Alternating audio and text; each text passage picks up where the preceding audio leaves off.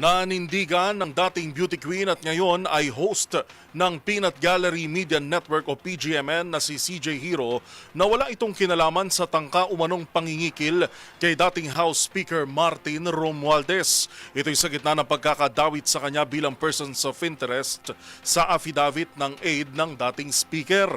Narito ang exclusive na pagtutok ni Kyle Bulyas. Itinanggi ng dating beauty queen turned vlogger at ngayon host ng Peanut Gallery Media Network na si CJ Hiro ang mga alegasyong ipinupukol sa kanya ng National Bureau of Investigation.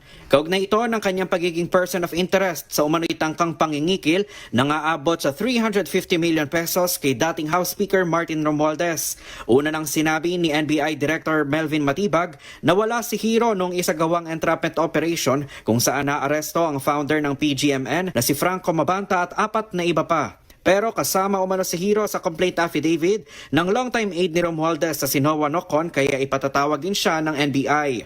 Sa isang mensaheng ipinadala ni Hiro sa DZRH News, sinabi nito na kailanman ay hindi siya nakipag-ugnayan sa kampo ni Romualdez at hindi nito ginamit ang kanya umanong dokumentaryo para mangikil. Paliwanag nito, ilang buwan ang kanyang ginugol para mabuo ang kanya umanong expose tungkol kay Romualdez kung saan mayroon pa umanong tumulong sa kanya ng mga congressman at mga pribadong individual. Dagdag pa nito, may tumawag pa umano sa kanya nitong April 30 at May 1 para hilingin sa kanya na maging friendly umano kay Romualdez, bagay na kanyang tinanggihan. Matatanda ang sinabi ng NBI na kinikila ni Mabanta si Romualdez kapalit ng hindi nila paglalabas ng video na magdidiin sa dating House Speaker sa serya ng korupsyon sa Kamara.